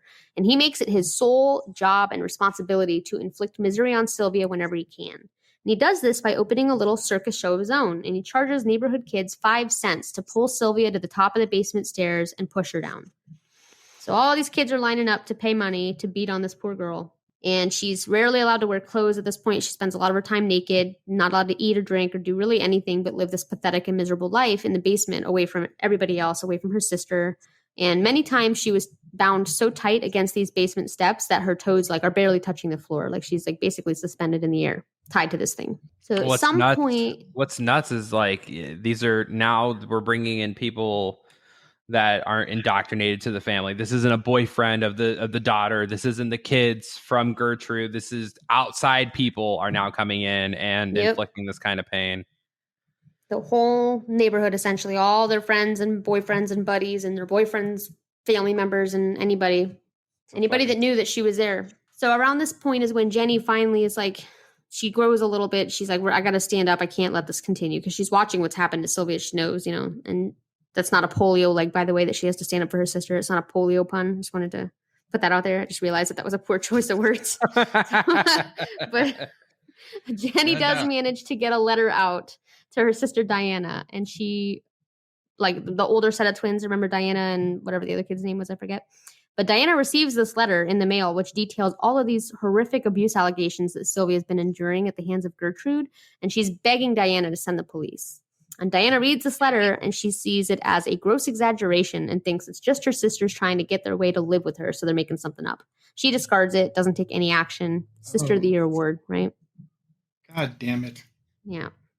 So we do have one tiny little hero here, aside from poor Jenny, and that comes in the form of this kid named Judy Duke. And he's a 12-year-old boy who witnessed the beatings against Sylvia one day at the Baniszewski house. So Judy comes home and he tells his mom about these physical assaults in great detail, to which the mother brushes the assaults off as just punishment and says, teens will be teens, mind your business. So another failure. And then we get that neighbor Phyllis, the one who hosted the barbecue when she moved into the house next door. She also witnesses Sylvia's abuse on more than 2 other occasions. And this one particular day, the police show up because of a completely unrelated incident. There was like a kid trying to break into the house or something to steal something back that one of the kids had stolen. And the police got called. And this lady, Phyllis, comes over, talks to the police, tells them about watching this guy try to break in the house, and doesn't make any mention of the fact that Sylvia is in there being abused on a daily basis. Like, literally, you were right there. Do you think they would have done anything? I hope so. I don't, with the allegations like that, I don't know. But the fact that she didn't even try, the cops were there in front of the house, and she didn't even bring up, like, by the way, maybe go inside. There's a girl in there who needs help. Like, nothing. That just really disturbed me. At another point, August, September, most of October, well, part of October, this is passing. Sylvia's continued to be locked, naked, dehydrated, starved in the basement. Gertrude decides to allow Sylvia back upstairs to sleep on a mattress instead of the cold, hard ground, because she has a change of heart. She has this one condition to letting her come up, and she's like, you can stay sleeping on a mattress up here under one condition. You make it through the whole night without urinating or defecating, which is a big ask considering she's incontinent at this point. She can't help it. She's like, her body's fucked up at this point, So Gertrude smirks at this request, and then as she's going to sleep, she tells Paula to bring Sylvia a full glass of water the night before. Of course, she does so. Of course, Sylvia, having been dehydrated from, weeks without access to water consistently, she drinks it, urinates all over herself in the middle of the night. The next morning, October 23rd, Sylvia punishes her by making her penetrate herself again with a Coke bottle in front of all the boys of the house and several neighborhood kids. Once she's sufficiently humiliated her, she throws her back downstairs and then brings her back up because she has an idea that she wants to do. Hey guys, I know this is a heavy one, so we're going to take just a really short break and listen to a few words from our friend Courtney over at Haunt's Podcast.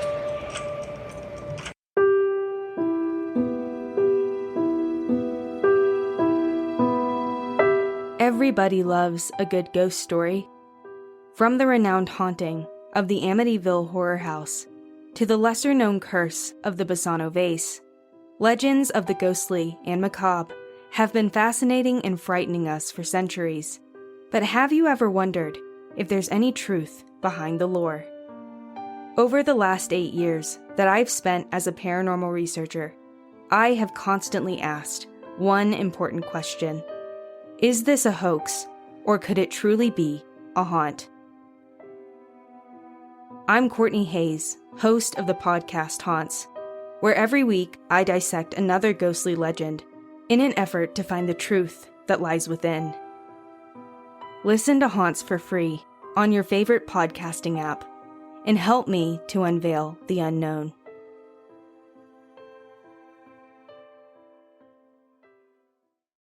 Once she's sufficiently humiliated her, she throws her back downstairs and then brings her back up because she has an idea that she wants to do. So first she takes a pen and she writes out this phrase on Sylvia's abdomen. And she writes the words, "I'm a prostitute and proud of it." Then she goes to her sewing kit and she gets one of her sewing needles. She gets it nice and hot and she starts the arduous process of carving this phrase into Sylvia's abdomen. And she only gets a couple letters in. She grows tired. Of course, Sylvia's gritting her teeth and screaming and moaning in agony. And she has her little buddy come on over. She's like, I need to get one of these kids over here to finish it. And she gets Hobbs over, and he grabs the needle from her and finishes the quote.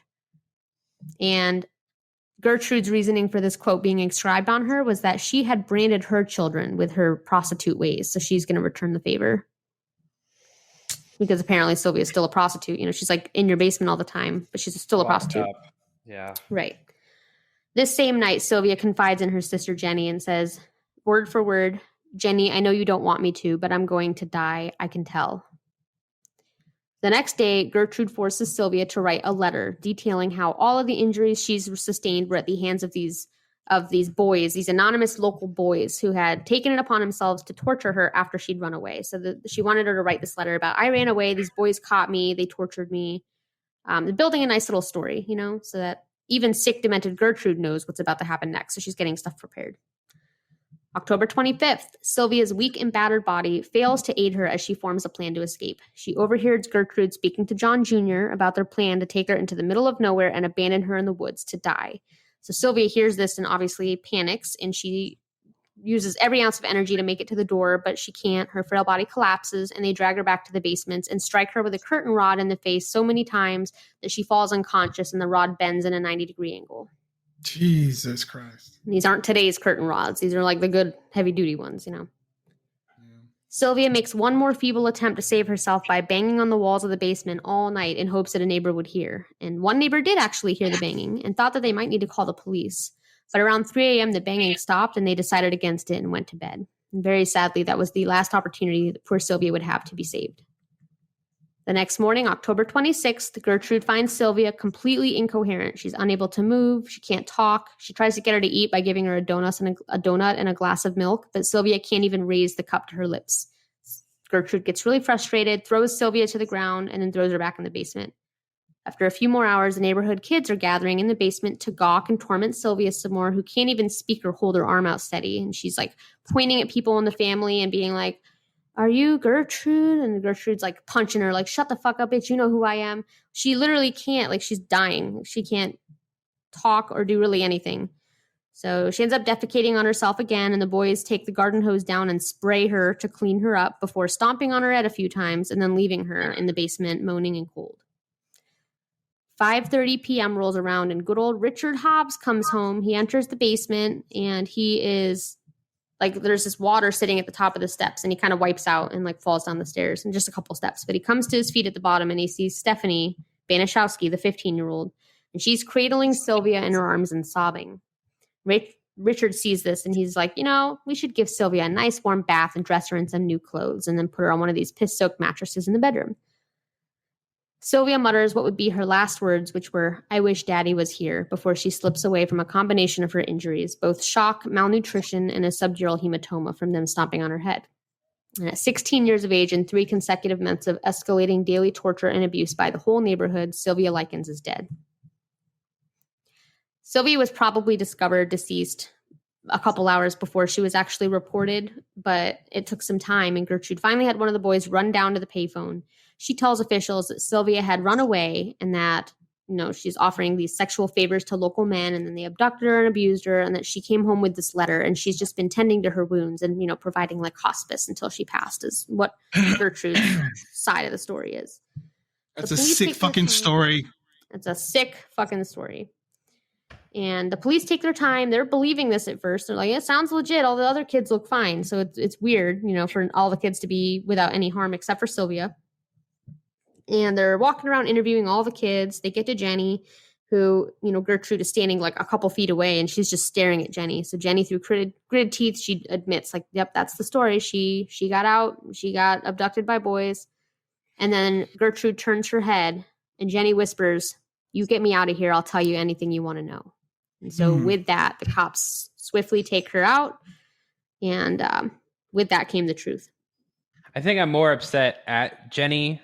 I know that she's just now doing the sister due diligence, but where the fuck was she for 3 months? Yes, she has polio, but she's not fucking housebound. She's not getting beaten. She's not going through this. She's seeing her sister Sylvia go through everything every single fucking day, and she's not stepping up. I'm mad at literally everybody in this story right now. I don't know. It's hard because I know, like, we'll talk more about this in a little bit, but Jenny was like fucked for life. Like, she had constant paranoia and like PTSD and anxiety that made it impossible to really do anything. Her life was nothing because of this incident. So I do agree. I feel like there's something for sure that she could have done. If something happens, you're the only one to get the wrath, because all the other kids aren't getting hit on and everybody's going to look at you. So like that would terrify me, just knowing that when Sylvia is dead, you're going to be the next recipient. Like that enough would motivate me, to do something if it weren't just my sister. Right. But when Sylvia told her, I know you don't want this, but I think I'm going to die. She should have done something right then. That's when you do something. That's when you're like, okay, I don't want my sister to die. I have to go and find the cops. I have to get out of here somehow. And fuck the consequences. Fuck whatever's going to happen to me. Because if I don't do something now, she's not coming out here. She's not coming out of this with me. Right. Well, I think she would, at that point, she would have died either with the day before that she said that. So I think she was going to die either way. But I do think sending the letter, I don't know, maybe she didn't know where her parents were. Like, why didn't the parents get a letter? Why didn't the parents get any kind of... Didn't mom came back in the picture for a split second there? Did she not ever come back and check on him, or? They came back and visited that time, but Gertrude, that was at the beginning of the abuse, and Gertrude managed to convince them not to say anything, and they had no indication. So they went back on the road in the circus life and didn't come back until after. They were supposed to come back November. She died in October. Fucked. Really sad. Now, if that wasn't enough to piss you guys off, we're going to really piss some people off. So despite all of this, and despite the 8 hours of deliberation in a courtroom, the justice system did not do its job here. Gertrude was originally sentenced to life in prison, and she had her case revisited, and she was granted parole in 1985. She does die 5 years after her release from cancer, which fucking good. Be dead, bitch. Like, I hate this woman so much. But just the fact that 20 years she spent in jail before she was released from a life sentence. And I know you're wondering how that happened. Don't worry, we're going to talk about it. So along with the rest of the people in this, everyone that was involved in Sylvia's death, they all received these really short slaps. Like Paula, who is the main abuser of the household under Gertrude's direction and encouragement, she was charged with second-degree murder. She's released in 1972, which is only less than 10 years. Coy Hubbard and Richard Hubbard. Coy Hubbard and Richard Hobbs, that's a mouthful. Those are the neighbor boys. And John Jr., they were the boys who inflicted the most physical and sexual assaults on her, and they each served less than 2 years, and nobody else who was involved got charged with anything or sought any jail time. So you got 30 years between everybody involved for taking potentially 50 or 60 from somebody. During the trial, Gertrude kept this air of ignorance about the whole thing. She never admitted to her role. Her testimony with her daughter too, Stephanie, the whole trial, everybody was going along with what Gertrude said. And then Stephanie came out and she aired shit out and she put it all out there, which if you remember, she was the one that was hugging Sylvia's body the day before she died in the basement when Richard Hobbs fell down the stairs. So it seemed like she took part in the abuse, but then she had a change of heart at some point and realized what was happening. But she stands up for Sylvia. She tells the courtroom everything that happened, which results in these piss poor sentences. But had she not, I don't know if they would have been charged at all because I don't know. The justice system wasn't doing its job that day. I don't really have a good reason. So hit and miss with our justice system. It's not so even hit and miss. But Gertrude declares that she was on drugs to help her asthma. And so she's just so old and sickly that she had no idea what was going on to Sylvia. She never knew. She didn't know that the kids were beating up on her. Yeah, what the fuck ever. Straight up the devil. So the jury is rightly so horrified. They present all this evidence, which includes photos of the mattress that she died on, photos of her body, photos of her abdomen with that phrase etched onto it, many, many more. Deputy Prosecutor Leroy New called the case the most diabolical case to ever come before a court or a jury. And even Gertrude's own defense attorney, who was a man by the name of William C. Urbecker, said Likens subjected to acts of degradation that you would not commit to a dog. So I have some audio here because you know me, I like to come with the audio. And we're going to play a short snippet of an interview that was done between Richard Hobbs and an investigator, and they're going to talk about Gertrude's role in the death and how he participated in it. So it is not any worse than everything we've already talked about, but it's just hard because it's his voice. So just everybody listening, keep that in the back of your mind. It was right after that thing on her stomach, and I hit her about 10 or 15 times. How come? Well, mostly because Gertie told me to. She refused food. We try to give her soup every once in a while and stuff like that, and she wouldn't take it. How about these scratch marks on her stomach? Who put them on her? I did. Why? Well, Gertie just thought of it. She said, since you branded us, we're going to brand you. So she itched in with a pen, and I went over it. She showed me how to do it, and then I went over it. I did it. Did you ever use any hot irons on her? No. Yeah, that 3 on her stomach, I did half of that. And Shirley Ann did the other half. Where'd the S come from? What do you mean? There's a big S branded on her stomach, right over one of her ribs. That's what I'm talking about. Well, that's what you're talking about. Well, how about the inscription on there, I'm a prostitute and proud of it? Who put that on? I did. Did you scratch it on there, paint it on there? How'd you do it? Well, like I said before, Gertie wrote it down there with a pen, and I did the rest.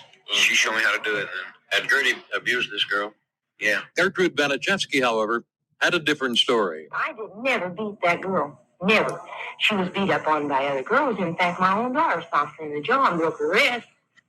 And so, I mean, there you go. And girls around the neighborhood beat her up, bloodied her nose. One girl broke her nose, in fact, I think. Were you ever in contact with the police on any of these occasions? Well, in the last 2 weeks, in fact, I think if you talk to my daughter, I asked them that the children's father and I are divorced. And he's a policeman in Leech Grove, or was. And I've asked the girls repeatedly, call their dad and ask them what to do. And in fact, I asked Jenny, I said, Jenny, and I told Sylvia, I said, Sylvia, I'm going to have to call the police or somebody because I can't have this responsibility. But the police were called only one time. And according to Hobb, Well, I'll come in about, she come up from the basement, and we noticed she was cold and everything, so we carried her upstairs, give her a warm bath and artificial respiration. When she stopped breathing, see, we gave her a warm bath, and then she stopped breathing. So I gave her artificial respiration for about 10 minutes.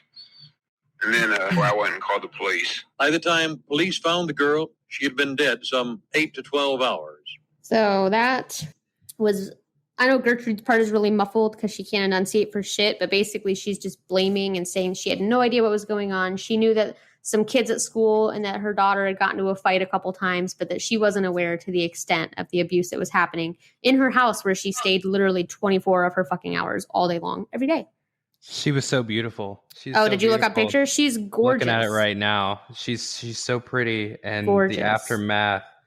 The I'm a prostitute and proud of it is, it's like right underneath. It's like right where her belly button is on down. Yeah. Oh my god. And I've got really heinous That guy imagery. sounded very proud. Yeah. He Oh, sounded you think so that's proud that he bad? did not- You should look up. I'm going to send it to, I'll try to send it to both of you. You can look up Paula Baniszewski, her photo when she was arrested. She's got the most fucking heinous, disgusting ass smirk. Smile. Yeah, she's smiling in the picture. Like she's just so fucking proud of what she did. And ugh. It's like a smile, like a smirk that you're trying to give to not laugh. Like you're like borderline, Yeah. like this is so inappropriate, but like I can't help it type of smile. I'm going to send you just pictures of everybody that I've got. The basement. I've got pictures of all these stupid motherfuckers. And then Gertrude, who the Virginia Slim right at the bottom, how she looked in that day and age. It's like a fucking silver fox. Oof. Bitch looks rough. Oh my Extremely God. rough. And so I will have the photos on Instagram. I'll put a trigger warning on it. There are photos of Sylvia's body on the mattress. There are photos of the inscription on her abdomen. I also found a YouTube video of because the Baniszewski house is now tore down. It's been torn down. But I found video of right before it was. These guys went in, broke in, and did a video of the inside of the house. Would you believe some asshole wrote "die prostitute" on the floor where Sylvia's body was? And spray paint. Wow. Yeah. Yes, I would believe that. Actually, It's fucked up. people. But they do walk around the house and show you what the basement looks like now. And it's really eerie to see it in today's light, to know what happened there so many years ago. Looking at pictures of the house, I feel like I've seen a video of like I watch a lot of Nuke's Top 5, which is a paranormal ghost video show. I love watching that kind of stuff. And I feel like I've seen the house and it was all boarded up. And I think I remember the video like that you could hear knocking and then you could see a little girl in the window and they were walking around the perimeter of the house because it was all boarded up and you could hear the knocking and the cries for help. It was wild. That wouldn't surprise me. Of everything that she endured there, I'd be very surprised if her spirit wasn't stuck somewhere. Mm-hmm. But Yeah, so we got Paula, who has the sadistic smirk in her mugshot. She goes on to change her name, and she becomes, guess what she does with her life? This fucking bitch. By the way, prostitute. She becomes a fucking school aide. And Paula, let me tell you, girl, you're still alive, and you've changed your last name to Pace. So anybody who knows Paula Pace fucking hate you so much. Shut me down. I don't care. I'm so mad. She's the only surviving Paula person. Pace. Paula Pace. And the school did find out, by the way. She was working for a school for a long time, and then they found out her real name and what she did, and they fired her. But she did 12 years working as a school aide. The same bitch that smirked in her mugshot when she killed a girl. Mm-hmm. Me and Paula Pace, I got words for you. I got hands ready to eat for everyone. Oh, guess where she's at? Where? Oh, she's in somewhere still in Indiana or something, right? Iowa. Conrad, Iowa. Well, Conradians, you know what to do. You know where we at, people. Let's beat this bitch's ass. Give her the boot medium style. Oh my God. So mad at her. But so yeah, finally she was terminated. I don't know what she's up to yet apart from living in freaking Iowa now. Poor Jenny. She married finally and had 2 kids and spent the rest of her life on heavy duty anxiety medications with therapy, dealing with the trauma of what she watched Sylvia endure. Everyone else moved on apart from the bitch herself, who she did succumb to lung cancer in 1990, as did Richard Hobbs in 1972 when he was just 21 years old. So there's some kind of karma. Coy Hubbard was released. 72. Ugh. 1972. Yeah. Well, Richard Hobbs died that year. So Coy Hubbard, he actually maintains his name, keeps his name, and racks up a laundry list of additional offenses, which include, as of now, the murder of 2 young men that he killed in 1977.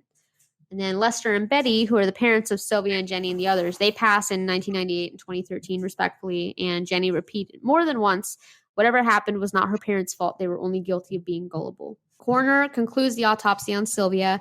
They count up her wounds, lacerations, and burns, and they total more than 150 at the time of her death.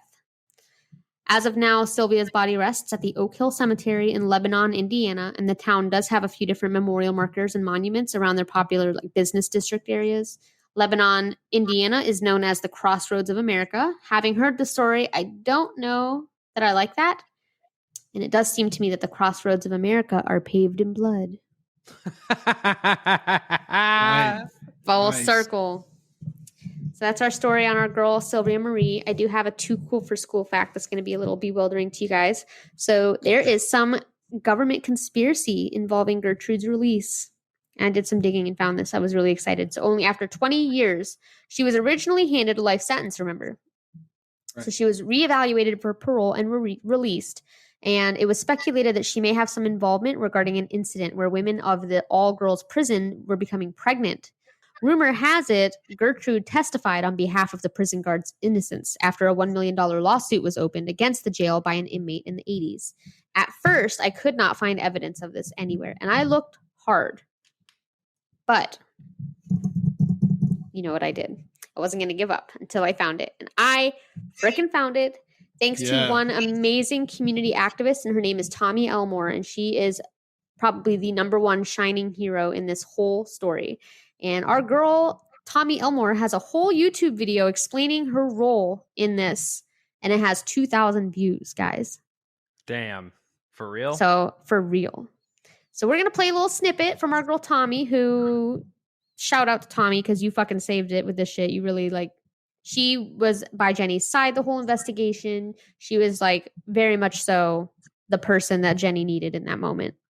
So I appreciate her for being involved. But I'm going to play a little snippet here. Before we do, I'm just going to tell you this quick fact that she's about to corroborate. Gertrude was actually approved for release on 2 separate parole hearings, despite Tommy Elmore collecting thousands of petition signatures from Indiana residents who did not want her to be released. And then, of course, a ton of media attention on the case as well. So the first time she was granted parole, it was overturned because the court had held the hearing in a closed courtroom, which is against Indiana's open door law. So a Marion County judge had to rule the decision to release her as null and void, basically, and said, "Oh, so sorry, you're not free." So she had another parole hearing sometime later in an open door courtroom where Jenny attended and stood very strong next to Tommy as Gertrude blubbered about how she just wanted mercy. That's all she wants is mercy. And lo and behold, she was released even after a second petition that collected over 40,000 signatures was presented to the court in favor of keeping Gertrude locked up. Yet still, she walked. So I was able to find this video. Like I said, it's only got 2,000 views, and it is on YouTube. So I'll share with you guys so you can watch the whole thing. It's only like 5 or 6 minutes long in total. But it's this small documentary Tommy did, and I'm going to play it and let her tell you about this conspiracy. And then your heads are going to go... This became a bigger case than we thought. And when the FBI came knocking at our door and asking us questions, it was like, oh, I think something's going on that we don't really know about. We did find out later there had been sexual abuse of prisoners in the prison, of women, and that there were several women prisoners that had subsequently become pregnant. There was a case against some of the guards. Their key witness in that case for the Department of Corrections was Gertrude Baniszewski. So our feeling was they told her that if she testified, she would have this early release. I don't have 100% proof of that, but my thinking is when we became aware that this has been a fact, because you can research that there was a case like that, and she was the witness for the Department of Corrections, it just leads you to believe that she was being good, she was doing the things that she needed to do, and the parole came up and she was to be released. I don't know if Gertrude was repentant or not. That wasn't really where I was coming from. I was just coming from the point that there are all these voices that say 20 years is not enough time for the life of that one child. Because to me, and I think this speaks to most of us in society, a child's life is the most valuable thing. So I looked up the articles that play. There's a couple old 1985 news clippings that kind of play as she's talking on the little video. And I found, because I looked, and this shit was scrubbed clean, but I found an article that she's talking about. And they have the version uploaded. Like now it's not like a picture of it. You could tell it's just been retyped, but the wording has changed. In all, like the whole article is completely correct with the version from this video that originally came out in 1981. But the new version that exists today does not have Gertrude's name. In fact, it's replaced with some inmates. They should do that on Kevin's Conspiracy Tuesday, honestly. But just Absolutely. So freaking mad. And paternity testing was not a thing at this point, and it wouldn't be a thing for 3 more years. So completely plausible that she would be offered a deal, considering she got out twice. She got both times 40,000 signatures on the second one, and she still was released after 20 years. I would say that before you even played that video, that's exactly what I was thinking. That was exactly what I was thinking. Crazy. She just played that role, and if they won the case, she would be out. And I'm sure they won the case, right? If there's inmates getting pregnant and stuff, there's absolutely, like, you're in there for 5 years, you're on year number 2 and you end up pregnant, like. Yeah, I don't know the conclusion of the case, but it was for $1 million, and they were suing, like, it was like 2 or 3 guards they were really pointing fingers at, but she stepped up and she's like, nope, these guards are innocent, this is how I know, blah, blah, blah. Probably made up some shit about the other girls sneaking some men in or sneaking semen in or something. I don't know. Through a fucking turkey baster. They won that case, and that's what got her out. Simple as that. Yep. Oh, no, more than 100%. I mean, there's no other, just to be released twice, and the first time was a closed door hearing, and you're a courtroom and you don't know the law in Indiana about open door court hearings. Fishy as shit. I'm calling it. I was so elated when I found that article, and then I read through it, and every word is the same except for her name has been removed. That right there was what sold the deal. I'm like, okay, you guys are just Something's throwing not adding up. Yeah. Not at all. And I'm personally very happy that every villain in the story except for Paula is dead. And like I said, girl, you ever hear this? Come find us. We got something for you. She looks rough as fuck. I don't know if you've seen pictures. I don't know if you've seen pictures of her now, but whew. Mm-hmm. She's, definitely didn't have Sylvia's looks. You were a little ago. And Gertrude got out, and you said in 85 and died in 90 from lung cancer? She died 5 years after her release, yeah. I hope she suffered. I hope, she should have lived a lot longer than that. I kind of wish she was still alive. Just to beat her ass? No, just so she'd have lung cancer the entire time. Oh, that can't be. Yeah. She deserves that or something worse than that. Yeah. Because she's in the paranormal community, we kind of don't want to push demons because that's what a lot of people do. They're just, oh, I saw a demon or whatever. This woman was an actual demon. She was an actual, like the most evil person to do that to a young person. Oh my God. And like a person that you've never met until a couple weeks before that. Like that's just. Yes. And then teaching others, teaching her children, this is what you do. Teaching the kids in the community, come and watch, get a taste for it. It's just freaking evil. What really like fucks me up is like I feel like she should have been treated like the Nazis in the Nuremberg trials. Oh, I feel like she deserved the noose. I think so many terrible things. I mean, she was beating and abusing this girl on the guise of religion and just had other people involved. They all thought it was funny. They thought they were doing the right thing, even though they weren't, except for that the boy she hired to come over and continue the abuse. I'm going to walk away from the story forever changed. Thank you. Oh, you're very welcome. Holy And shit. if you want to further sabotage your mental health, there are movies out about this. So I don't know if you've ever heard of the documentary style movie called An American Crime that is based solely on Sylvia's life and death. It is terrible, as you can expect. Also, the 2007 movie called The Girl Next Door is based very loosely on her story. So I don't know if you've ever seen that. I don't think I have. No. I keep thinking back to when she was writing in pen. The whole writing of what she wrote on her stomach with pen, I kept thinking or feeling like it was as hard as she could fucking write. You know what I'm saying? Probably. Just And then he went tearing. over it with a needle to make sure it really stuck. I have a photo of that if you want to see it. I just didn't want to send it to you without asking. You don't want it. You don't want it. Yeah. You don't want it. I don't want it. He's a tough guy. I'm going to send it anyway. Bring it. I am going to post on Instagram these things. Like I said, you guys, I'm going to put content warnings, but it's just, I feel like it's important just because of it helps it stand out more having seen it, I guess. So I'm sending that. I can't and then the stop three. seeing Gertrude's face. I can't. Dude, stop she looks looking at like she looks like Principal Skinner's mom, dude. Straight up. Straight up. Oh, you nailed it. I hear that voice now. Yeah. That's fucking dude, great. I just got the picture. Yeah, it's really sad. It's really fucking sad. Oh, also, David, for something that kind of falls in your thing, I mentioned that I have video that some guys took of the inside of the house that they like snuck in through a hole in the porch and got inside. A lot of weird electronic malfunctioning happens as soon as they get inside the basement. Just thought I might point that out for one of the King of Darkness and Spook. So I gotta check it out. Yeah, and then if you get a chance, like I said, hit up YouTube and see if you can see that video of like the investigators like going around the house and hearing the banging and seeing the girl in the window before they leave. Yeah, I'm 100% because it more than likely, I can't imagine that if there's such thing as ghosts, which I believe there are, I want to say she would for sure be one. Like I would haunt the fuck out of that place forever. You kind of want to send someone that has the ability to help her to the next world, kind of thing.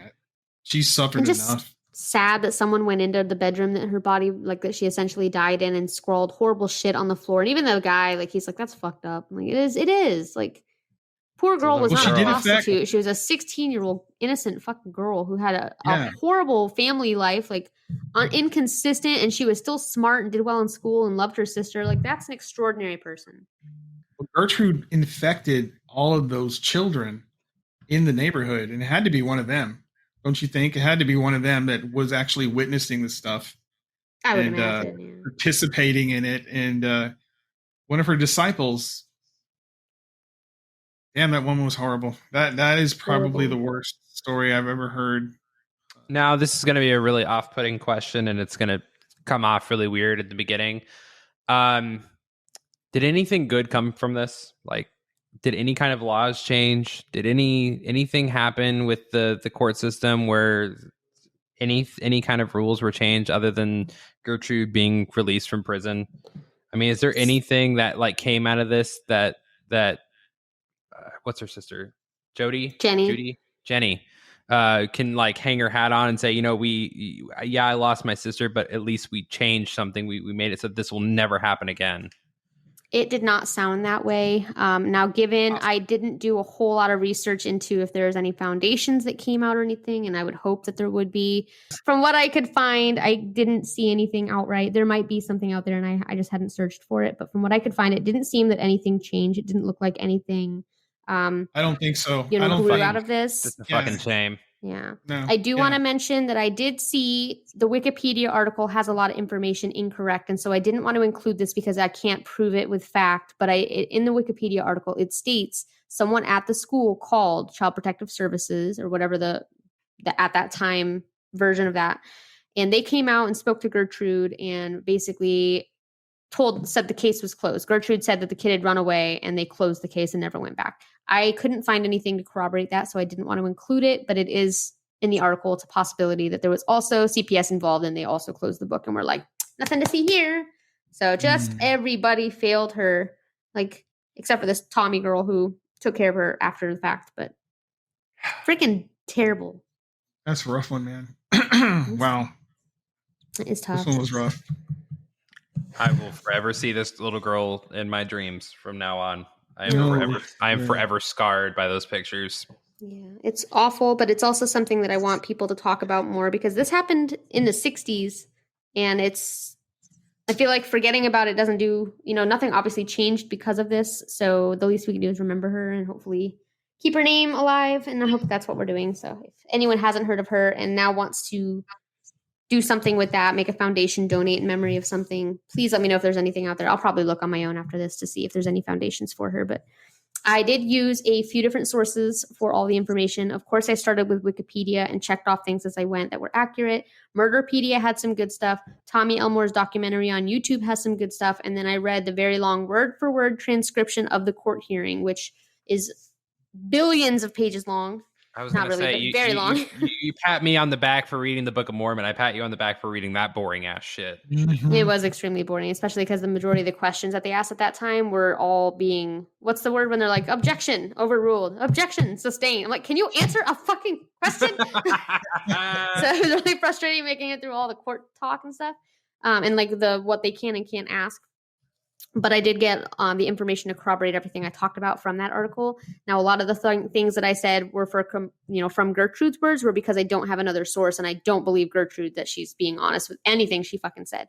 So take anything that she said with a grain of literal salt, because it's probably bullshit. I also listened to hours and hours of audio and video interviews from everyone involved. A lot of the information I found just following little breadcrumb links on random forums and stuff.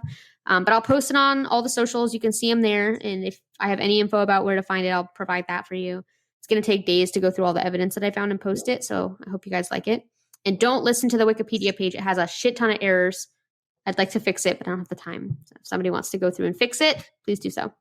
Informational accuracy matters to me. Take everything that woman said with a grain of sulfur. Ooh, the sulfur coming grains. Amanda, solid episode, guys. Thank you. This very, very good episode. Very haunting, very, very disturbing story. Like I said already, I am forever changed by this because I'm more into the serial killers and cults, and whenever I hear about these one-off situations, like they are almost borderline par with some of the worst monsters, Gary Ridgway, fucking Ted Bundy, Jeffrey Dahmer, all these people, like they it's like literally head to head with this stuff when it comes to just the gruesome part of all these crimes. It's so fucked. Yeah, and there's a lot of it. It's never short of grit in this stuff and gore. But I am going to give you guys the hint for our next episode real quick. And it's don't overthink it. The jungle gave the crown to the wrong king. Don't think that you know it right away. You're wrong. I know what you're thinking. Just sit on it. And our question of the week is going to be, tell us about a time you protected someone from harm. So it could be protected from a fight, protected from emotional damage, but just tell us a time that you protected somebody. Because I want to hear some good shit after all this fucking horrible stuff. And now we have, to lighten the mood a little bit, which is going to be hard to do after this one, but I'm going to try. We have our joke of the day. Are you ready? What? A circus performer is driving home after a long day of training when he is pulled over by a police officer for a broken headlight. The officer glances in the car and sees a collection of knives in the back seat. Sir, he asks, why do you have all of these knives? Oh, they're for my juggling act, the circus performer replies. The cop, obviously not believing him, is like, prove it. So the performer's like, okay, I got to get out of my car, though. So the cop steps aside, lets him get out, and he gets all the knives out, and he starts juggling them perfectly. And the cop is just like, oh, wow, just observing. And just at that moment, a car with 2 other guys in it drives by. Wow, says one guy to the other. I'm glad I quit drinking. These new sobriety tests are hard. That's a good one. Good one. I love it. Oh, yeah. Yeah, it's cute. Minor irrelevance, but I couldn't bring myself to do anything worse than that. So that's all we've got for you guys today. I know this was a tough one, so if you made it through to the end, congratulations. If you handle that, you can handle anything, I'm pretty sure. So you should probably go join our Carnage Club on Patreon. So just throwing that out there, which isn't actually available to you for a few weeks. So just keep it in a nugget in the back of your head for now. Well, do you guys have any parting words? Tyler, can you tell us where we can find your podcast? Yeah, you can find us on Google Podcasts, Apple Podcasts, Spotify, Podcast, just wherever you get your podcast. We are on Instagram, Facebook, Snapchat, all Men of Misfortune. If you want to shoot me an email at Men of Misfortune for a topic for us to cover, I can definitely do that. If you want to direct line to us, I'm always on Instagram, Men of Misfortune, one word. He is always on Instagram, and he responds timely, so get on there. I don't have a life. Me neither. Thanks for joining us, Tyler. It was awesome having you. David, really Amanda, you guys were awesome. I absolutely love you guys. Thank you so much for having me on. Winners, you guys have no idea how lucky you guys are to have these 2 wonderful hosts. Aww. Thank you so much for having me on here, guys. Thanks, Tyler. I couldn't picture a Sunday any other way. I like how the smoke in your mouth impacted the way that you said that word.